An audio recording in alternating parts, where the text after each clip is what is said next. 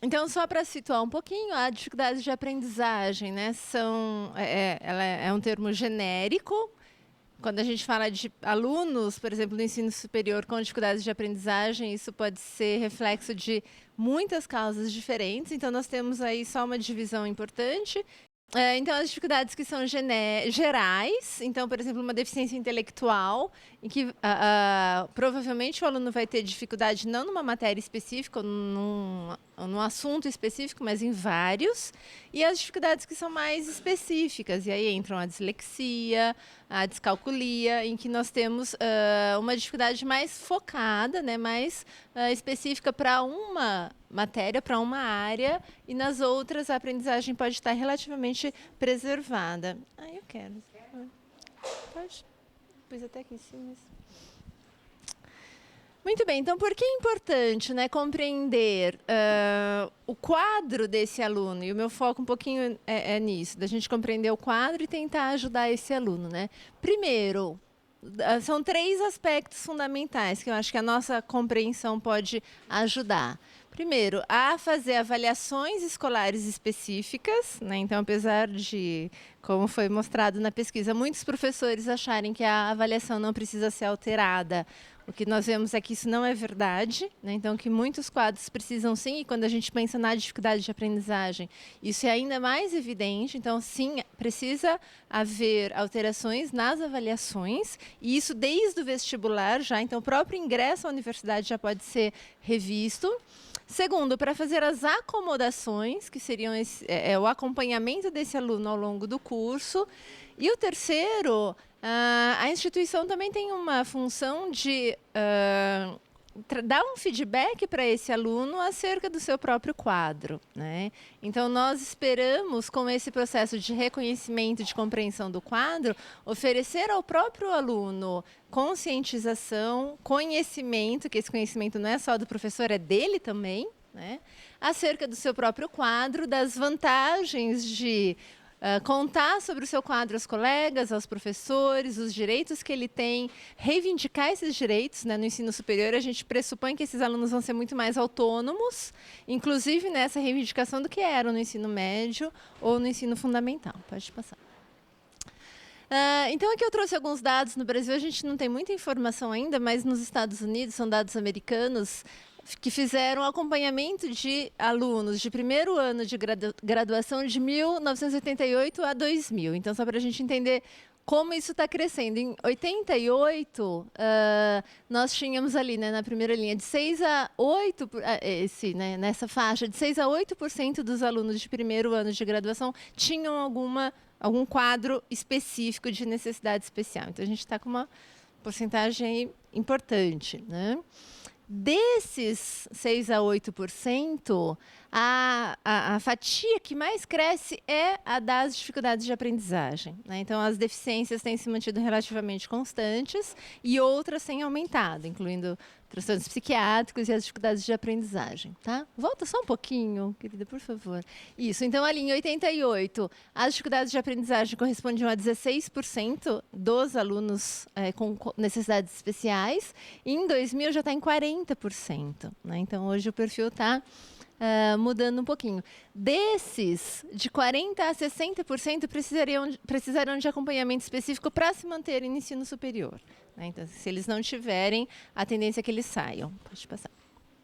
E o que fazer, né, com um aluno, não só no ensino superior, em qualquer grau de escolarização? Nós temos basicamente 3 abordagens para fazer com esses alunos.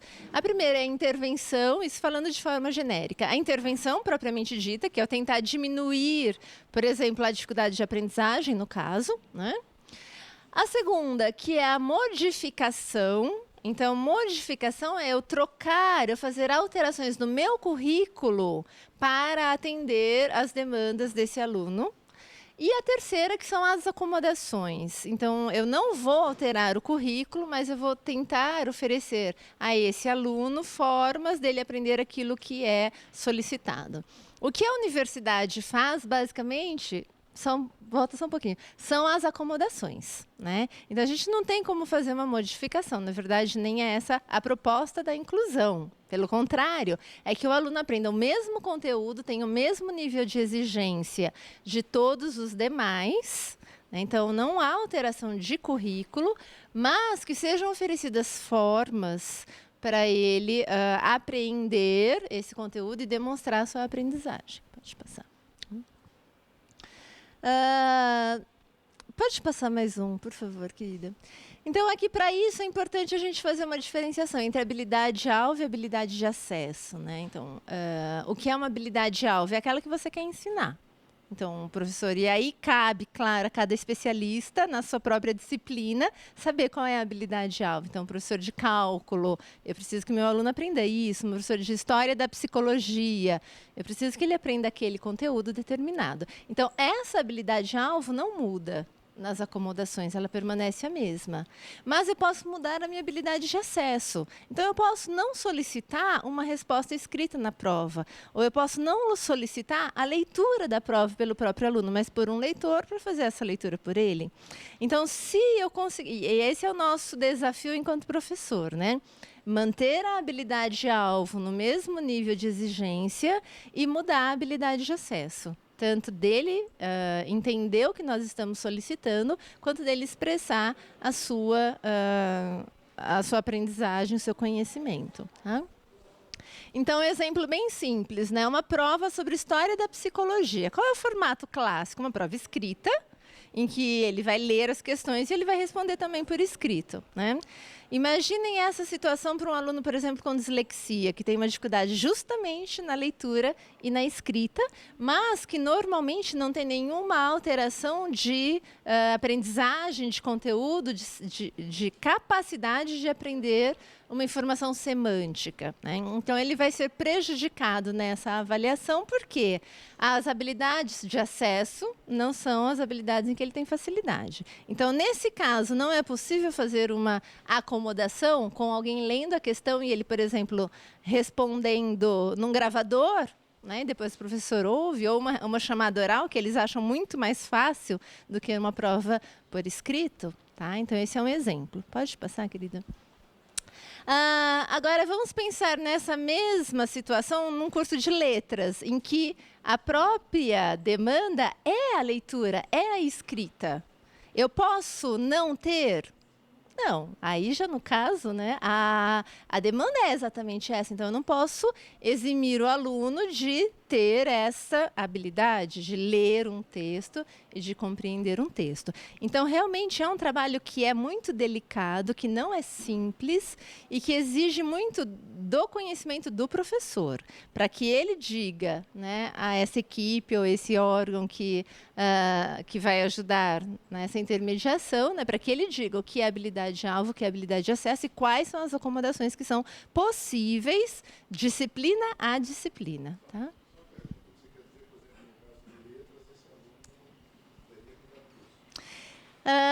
Eu não sei se ele teria que mudar de curso. Essa é uma outra questão que faz parte também do atendimento ao aluno, que é o aconselhamento profissional, né? Então, será que a profissão em que ele escolheu não está dependendo demais justamente das habilidades que ele tem deficitárias? Né? Exatamente. Ele pode não ter habilidade no sentido de, para ele, vai ser muito mais difícil do que para o outro. Muito bem, então, só para ilustrar, né, bem rapidamente, pode passar, Zeli, por favor, para a próxima. Alguns dos quadros que mais comumente levam a dificuldades de aprendizagens, né? Então, nós temos ali os 3 primeiros: dislexia, disgrafia, descalculia, que são os transtornos mesmo específicos de aprendizagem, né? Então, que a pessoa não vai ter nenhuma outra alteração, mas ela vai ter uma dificuldade específica na aprendizagem de cada uma dessas áreas. E, além desses, nós temos outros quadros muito frequentes, como o TDAH, o rebaixamento intelectual, Transtornos do espectro do autismo, acho que nesse primeiro slide a gente sumariza a maior parte dos quadros que levam a dificuldades de aprendizagem, e aqui tem outros, né? Os transtornos de aprendizagem não verbal, transtornos de ansiedade e de humor, que já foi comentado, transtornos de processamento auditivo, de funções executivas e os problemas emocionais. Então, são os quadros que a literatura traz como os mais frequentes no ensino superior. Pode passar, Roseli, por favor. É importante também a gente lembrar que os quadros, principalmente agora nos manuais diagnósticos mais recentes, eles são dimensionais.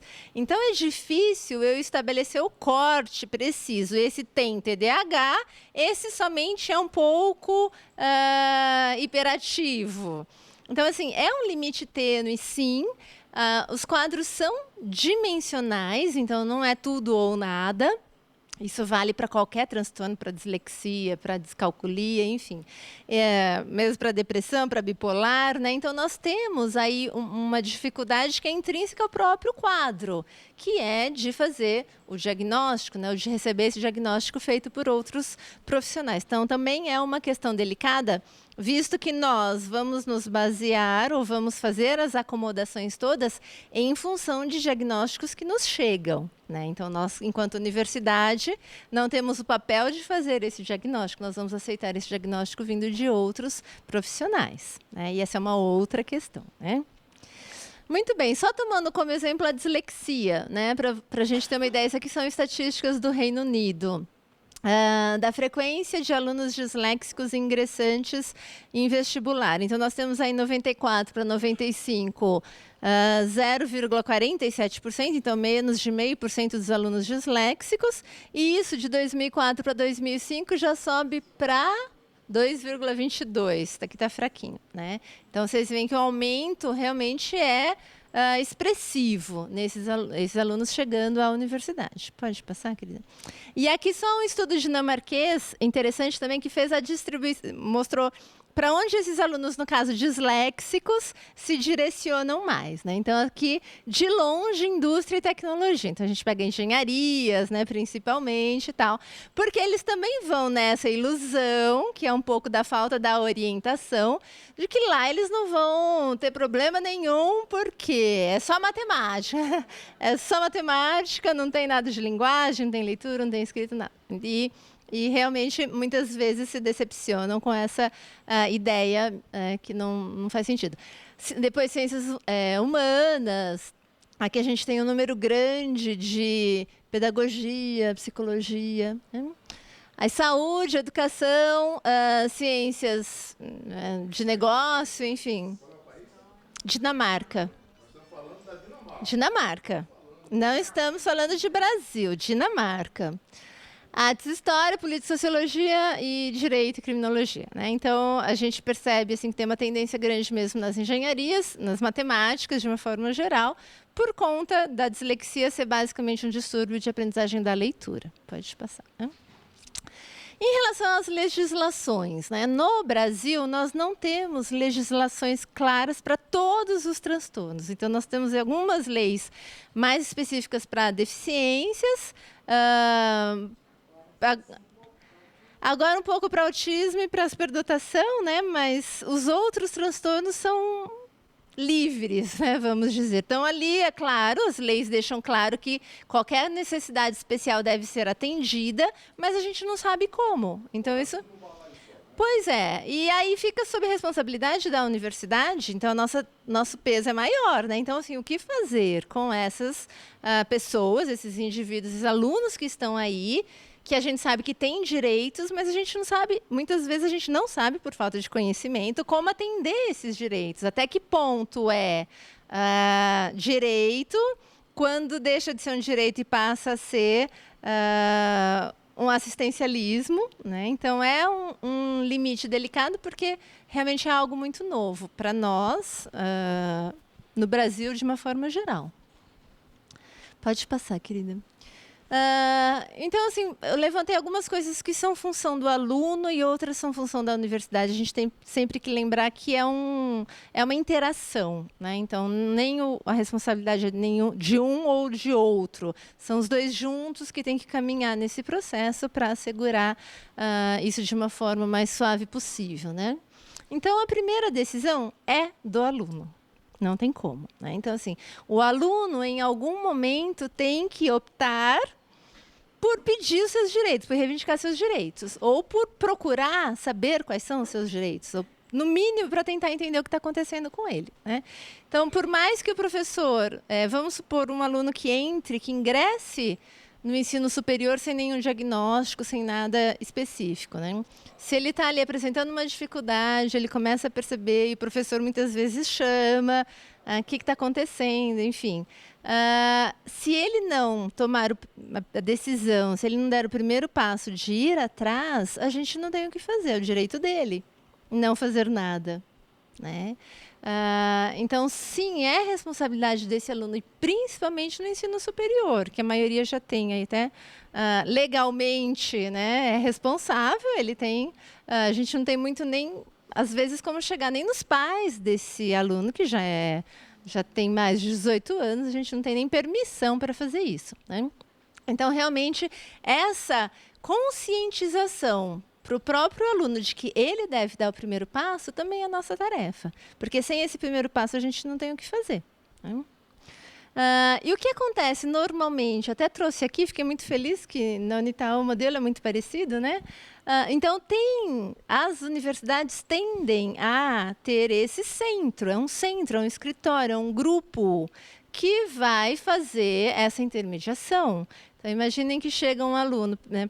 Você está vendo alguma coisa, para quem você vai encaminhar? Para o seu coordenador, para o decanato acadêmico, né? Quer dizer, a gente precisa de uma referência que centralize esse tipo de atendimento, esse tipo de encaminhamento, né? Então, assim, tem que ter isso. E a parte da universidade, né? Bom, começa no vestibular. Se a gente conseguir fazer esse processo já iniciando no vestibular, maravilhoso. O primeiro passo, então, seria, de fato, documentar, levantar esses quadros que estão chegando, né? Então, eu tenho eu posso chegar com um diagnóstico de dislexia, muito bem. Que diagnóstico é esse? É feito por quem? Né? A pessoa que fez tem experiência na área? Não tem experiência na área?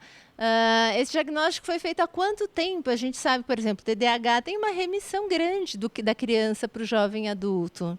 Será que ele fez lá com 7 anos de idade e está prestando vestibular agora com o mesmo laudo, né, do psiquiatra aos 7 anos de idade? Então, tudo isso tem que ser considerado, né? Então, a gente realmente precisa de um centro que organize essas informações. Aqui eu coloquei só algumas. Esse aqui é um documento americano, só para a gente ter uma ideia. Lá a legislação está um pouco mais avançada, então eles têm um pouco mais de clareza em quais são os critérios necessários para se aceitar um laudo no ingresso no vestibular, tá? Então, que seja conduzido por profissionais com experiência naquela área, que sejam conduzidos dentro dos últimos 3 anos. Então, não vale, né, uma coisa muito antiga, que apontem acomodações, quer dizer, não basta falar, ele tem TDAH. Pronto, tá cheio, né? Não, ele tem TDAH e ele precisa do quê? Ele precisa de mais tempo, ele precisa de um local mais silencioso para fazer as avaliações, né? Então, que sejam informações que nos ajudem. Então, lá eles não aceitam um laudo simplesmente dizendo que eu tenho isso e ponto final. Então, realmente tem que dar informações, porque nós não somos especialistas em tudo. Então, a gente precisa desse apoio. Que sejam abrangentes, né? Então, também não basta, por exemplo, só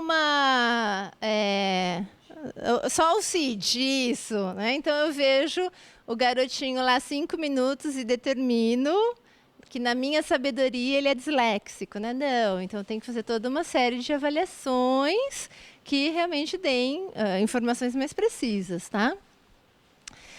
Que incluam claramente o diagnóstico e evitem termos genéricos, né? Então, ele parece ter alguma coisa que eu não sei bem o que é e não sei o que fazer com ele. Não, também não.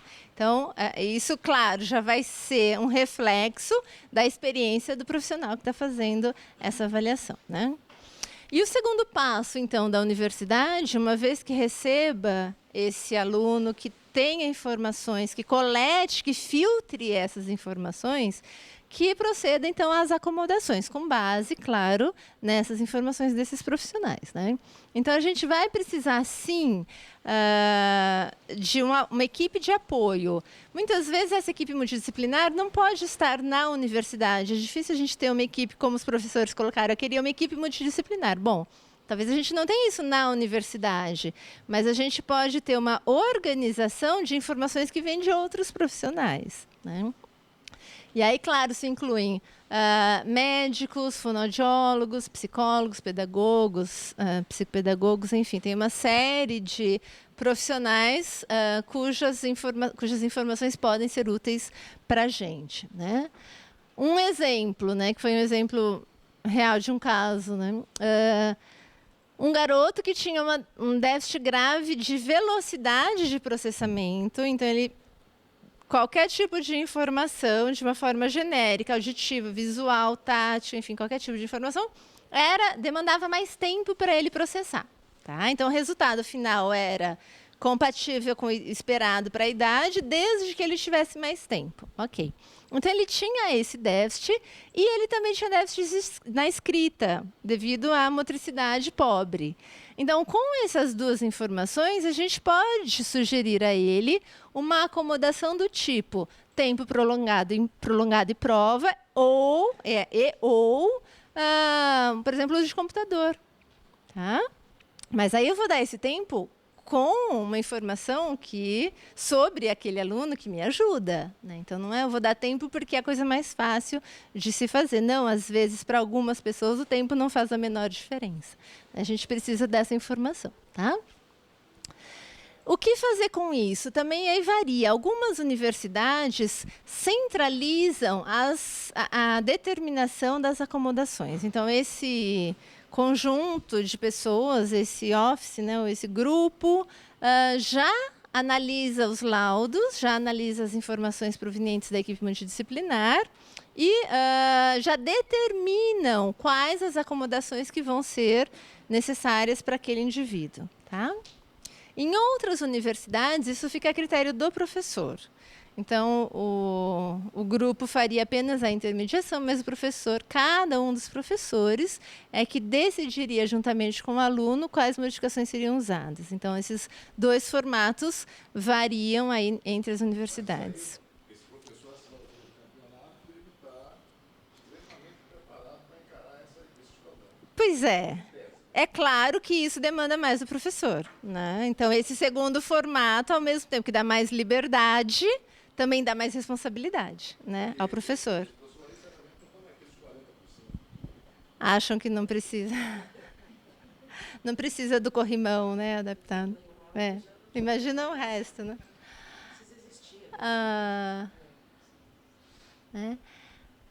Aqui só outras informações que podem ajudar, né? Coisas simples, como preferências de estratégias de aprendizagem. Por exemplo, é um aluno que prefere estudar em grupo ou rende mais sozinho, né? Que se dá bem com informação auditiva ou que ele precisa ler, precisa ver para registrar melhor, né? Então, todas essas informações também deveriam ser coletadas para ajudar esse professor ou esse grupo a pensar nas acomodações, né?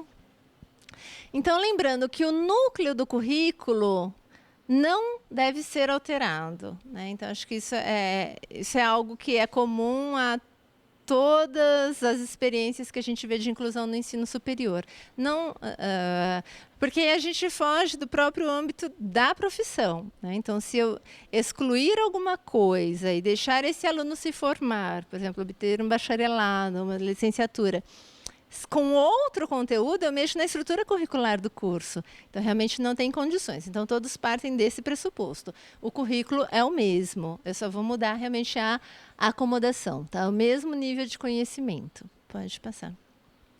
E aqui eu trouxe rapidamente algumas acomodações que são frequentemente usadas. Lembrando que elas vão variar dependendo das necessidades específicas de cada aluno, né? Mas só para a gente ter alguma ideia, né? Então, assim, por exemplo, acomodações para situações de testes, então provas, vestibulares, etc. Tempo extra, né? Leitor em testes, como a professora Roseli já falou, testes em uma hora preferencial do dia. Né? Você fala assim, nossa, mas por que isso? Né? Porque tem alguns transtornos que flutuam ao longo do dia. Então, o que você tem? Medicamento. Então, assim, o aluno com TDAH toma medicação às 7 da manhã. Muito bem, ele vai ter um pico de atenção num determinado horário. Então, que seja preferencialmente dado o exame nesse horário, né? Mudanças em datas. Aí você fala assim, mas vai fazer quando ele quiser? Não é que quando ele quiser, né? Mas ele pode, por exemplo, estar num surto maníaco. Então, assim, que a universidade seja mais flexível para atender as demandas que não são particularidades ou frescuras, né, do próprio aluno, mas são condições intrínsecas àquele quadro, né? O formato alternativo de respostas, nós já falamos, o aluno pode falar oralmente as respostas, ele pode usar um computador, enfim, há variações aí que podem ser usadas. Intervalos durante o exame, né? Então, imagine um vestibular, um aluno com TDAH ficando 4 horas sentado em um vestibular, quer dizer, impossível, né? Então, realmente, dar intervalos pode... mesmo que o intervalo seja no próprio tempo das 4 horas, às vezes você tem um rendimento maior do que deixá-lo fazendo a prova de forma contínua. Uma sala separada, mais silenciosa, também pode ser uma acomodação útil, né? Acomodações na sala de aula. Tem coisas muito simples, como assento prioritário, deixar ele escolher o assento, né? Mudança de sala de aula. A gente sabe que nem todas as turmas são iguais, né? Então, às vezes, eles solicitam, essa turma, né, não deu muito certo, é uma turma mais agitada, enfim. Aí tem vários motivos para se fazer o pedido. Mudanças ambientais, como equipamentos. Tá? Então, assim, tem aluno que não consegue se organizar numa carteirinha tão pequena quanto essa. Ele precisa de uma mesa maior. E, às vezes, uma mesa maior é o suficiente para ele se organizar na sala de aula. Né? Então, por que não permitir essa mesa maior, se essa for a necessidade dele? O feedback constante do instrutor, isso também é interessante, porque às vezes em muitos quadros, eles não têm automonitoramento suficiente. Então, o que acontece? Ele vai naquele ciclo de, por exemplo, desorganização, falta de compreensão, e vai quando chega, que é o que normalmente acontece, chega lá nos exames finais, é que ele percebe que ele não está dando conta, né? Então, o feedback constante do professor pode ser bastante importante. Tá? Maior tempo de respostas, né? A gente já viu. Pode passar, querida. Em termos de institucional, né? Você oferecer aos alunos antecipadamente os slides, por exemplo, da sua aula, oferecer o resumo para que ele venha preparado, e aí, é claro, o papel dele. Né? Você ofereceu antes. Se ele vai ler ou não, né? Aí já foge ao nosso alcance, mas nós estamos dando as condições para que ele tenha o mesmo nível de exigência. Acho que isso é importante deixar claro, né? Nós não estamos dando nada além para esse aluno. Nós estamos simplesmente trazendo para o nível esperado, para o nível médio, vamos pensar assim, daquela turma, tá? A letra, né, em que os livros são impressos, o tamanho de letra, a letra mais limpa, por exemplo, para o disléxico, né, para baixa visão, a gente sabe que influencia. Cópias ou disponibilização de outras informações, como apostilas mais detalhadas, mais informações, textos alternativos, né? Formas alternativas de manipulação motora fina. Então, imaginem um químico no laboratório que tem um déficit de coordenação motora. Nem sei se é a profissão adequada para esse transtorno, mas essa aí é uma outra questão, né? Mas, enfim, tudo isso a gente tem que pensar e tem que discutir. Tecnologia assistiva, né? Então, assim, coisas bem básicas, como gravação de aulas, gravação por vídeo, áudio, enfim. Softwares como leitor de texto, sintetizador de voz, corretor ortográfico, em muitos casos. O aluno tem um péssimo desempenho porque escreve mal, né? E aí a gente acaba comprometendo a compreensão do professor por conta dos erros de ortografia que ele tem, né? Muitas vezes, permitir a digitação em vez da letra manuscrita já ajuda, né, também para alguns casos, né? Incentivar materiais de organização, por exemplo, agenda eletrônica, pode parecer bobo também, né? Mas eu tenho que falar para ele que ele tem que usar uma agenda eletrônica? Sim, você tem que falar para ele, e faz parte da nossa função, da função desse órgão que, né, faria a intermediação do aluno com a universidade, mostrar que são coisas simples e que vão fazer uma diferença importante, tá? Os escribas, quer dizer, a pessoa fala, né, e uma outra pessoa anota. Os intérpretes de língua de sinais, claro, apesar de nem todo professor achar que é importante, né? É importante. Oi? É lei, não é nem questão de ser ou não importante, né? É lei. O leitor, por exemplo, para o disléxico na hora do vestibular, na hora da prova, né?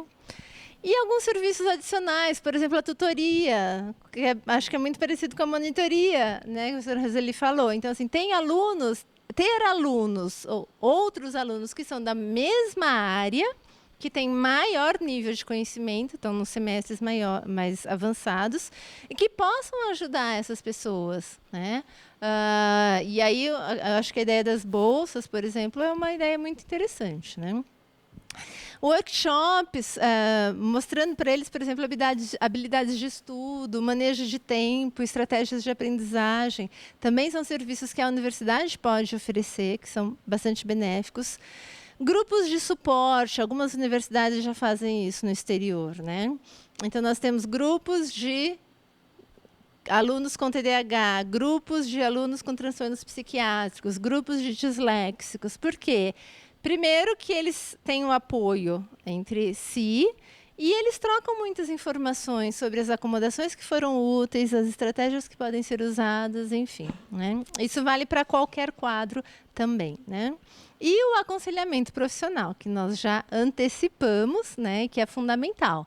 Então, muitas vezes, nós vemos, inclusive, que alguns alunos acabam saindo do ensino superior e vão para algum outro curso e são extremamente bem-sucedidos, felizes, acho que ganham melhor do que se estivessem fazendo a universidade, ou tivessem feito a universidade, e estão satisfeitos, estão bem com a vida, né? Então, assim, por que, em alguns casos, insistir em uma área em que você está batendo justamente na sua dificuldade? Tá? Então, acho que essa também é uma questão para a nossa reflexão, né? Como se o ensino superior fosse absolutamente a solução para todos os problemas. E a gente sabe que não é, né? Em muitos casos, a pessoa pode ser muito bem-sucedida em outra área. Ou, até ontem o Eliseu contou um exemplo de engenheiro. Ele era disléxico e engenheiro. Foi fazer, sofreu pra caramba, mas terminou o curso de engenharia. Bom, mas ele era foi para a área comercial, né? Então, assim, ele não mexia com cálculos, não mexia com leitura, não mexia com escrita, era só verbal. E ele era excelente, maravilhoso naquilo que ele fazia, muito bem sucedido, né? Então, isso também é orientação vocacional, né? Às vezes dentro daquela área, sim, mas você tem especificidades que você pode se adequar em função das suas necessidades, tá? Então, só para fechar, que a gente abre para meia horinha de discussão, né? É fato, o número de alunos com necessidades especiais está aumentando no ensino superior, né? E acho que isso é um sinal muito bom de que esses alunos foram contemplados nos ensinos básicos, né? Quer dizer, foi contemplado lá no ensino fundamental, no ensino médio, e estão finalmente conseguindo chegar, ter seus direitos, tiveram seus direitos assegurados e estão chegando agora para a gente, né? Então, que a gente também continue esse processo agora na universidade, né? Então, sim, eu acho que o conhecimento, reforço isso, né?